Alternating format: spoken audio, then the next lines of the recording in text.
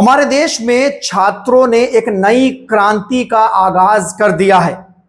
मोदी के बाद अब योगी भी झुक गए हैं। योगी का बुलडोजर मॉडल पूरी तरीके से तबाह और निस्तो नाबूद हो गया है। छात्रों की एकता के सामने, शिक्षा के सामने सब लोग विवश हो चुके हैं। जो योगी आदित्यनाथ उत्तर प्रदेश में अपनी सरकार का दबदबा बुलडोजर से दिखाते थे, अब वो ही बुलडोजर जो है वो छात्रों ने उस बुलडोजर मॉडल को तबाह कर दिया है। नमस्कार, मेरा नाम है गौरव पाल, आप देख रहे हैं गौरव का चश्मा।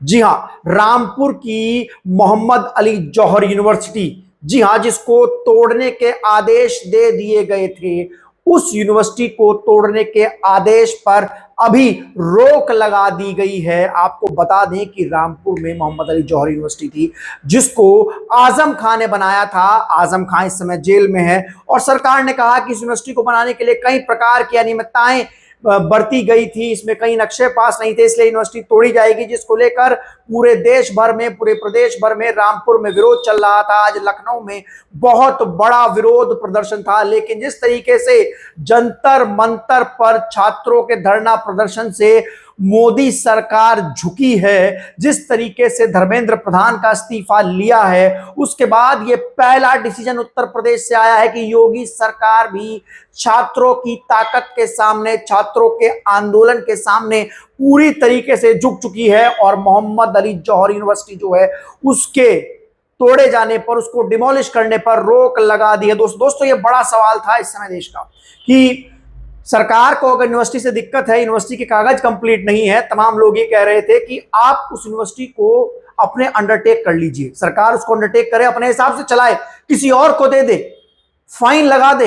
लेकिन यूनिवर्सिटी को तोड़ा जाना तो साफ तौर पर शिक्षा व्यवस्था के ऊपर हमला करना है, प्रहार करना है, छात्रों को अनपढ़ रखना है। जी हां, कागज नहीं पूरे हैं तो क्या हुआ, यूनिवर्सिटी तो बनी है, बिल्डिंग तो बनी है, क्या कागज पूरे ना होने की वजह से आप यूनिवर्सिटी को, शिक्षा के मंदिर को तोड़ देंगे? आजम खान ने अगर अनियमितताएं बरती तो उनके ऊपर कार्रवाई करें, यूनिवर्सिटी उनसे छीन लें, किसी और को दे दें, फाइन लगा दें, सरकार अपने और अंडरटेक कर ले। लेकिन जिस तरीके से शिक्षा के मंदिर पर सरकार ये बदले के रूप में आजम खां के नाम की वजह से कार्रवाई कर रही थी, उसका विरोध पूरे देश प्रदेश में हो रहा था। समाजवादी पार्टी के लोग विरोध कर रहे थे, स्वामी प्रसाद मौर्य ने इसका विरोध किया, सब लोगों ने विरोध किया। और अब खबर ये आ रही है कि मोहम्मद अली जौहर यूनिवर्सिटी के जो 38 भवन तोड़े जाने का फैसला लिया गया था, उसको मुरादाबाद कमिश्नर ने उस फैसले को वापस ले लिया है। छात्रों की बड़ी जीत है, बड़ी जीत जंतर मंतर के बाद अब उत्तर प्रदेश में छात्रों की हुई। कुछ लोग कह रहे थे कि योगी का मॉडल पीछे नहीं हटता है,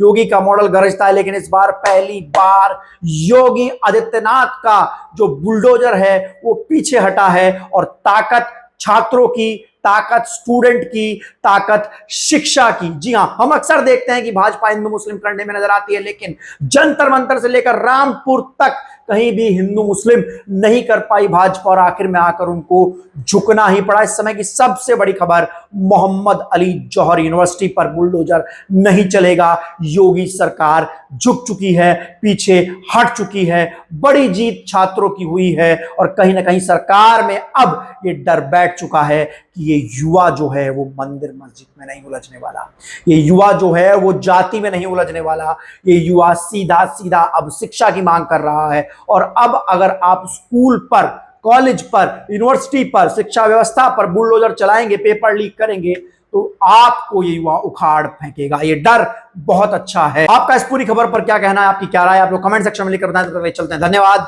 नमस्कार।